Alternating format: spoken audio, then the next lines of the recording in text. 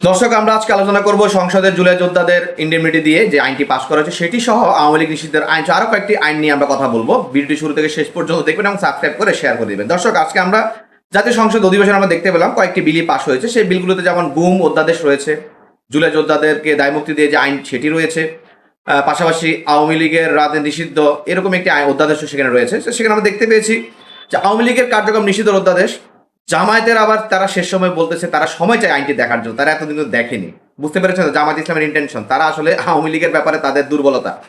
আচ্ছা, এরপরে আরেকটি আইন আমরা পাশ হয়েছে যেটাকে গুম সংক্রান্ত আইন।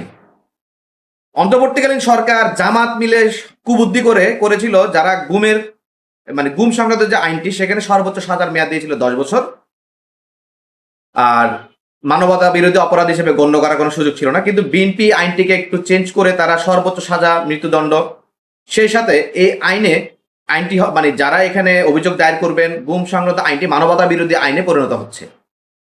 তাহলে বুঝতে পেরেছেন তো দর্শক জামাত কি চাইছে। আমরা যতটুকু অনুধাবন করতে পারি 1/11 থেকে শুরু করে অ্যাটলিস্ট 2013, 14, 15 সাল পর্যন্ত এই গুমের সাথে অনেক অফিসার যারা জড়িত তারা কিন্তু অনেকেই জামাতপন্থী হিসেবে কিন্তু আমরা বুঝতে পারি, জানতে পারি। এটা মানুষ বলে আর কি, আমি তো আর ব্যক্তিগতভাবে জানি না, তবে মানুষ বলে শুনি চারিদিকে, এমন হতে পারে। আরেকটা আইন পাস হয়েছে জুলাই যোদ্ধাদের ইন্ডেমনিটি, তাদেরকে দায়মুক্তি দিয়ে, যেন তাদের বিরুদ্ধে কখনো কোনো প্রবলেম তৈরি নয় ভবিষ্যতে, সেই জন্য তাদেরকে দায়মুক্তি দিয়ে একটা আইন পাস করানো হয়েছে। সবাই বলছে বিএনপি জুলাই বিরোধী, অথচ বিএনপি জুলাইয়ের পক্ষে প্রত্যেকটি কাজ করে যাচ্ছে, কিন্তু বিএনপিকে বারবার জুলাই বিরোধী সাজানোর একটা নাটক করে যাচ্ছে জামাত এবং এনসিপি।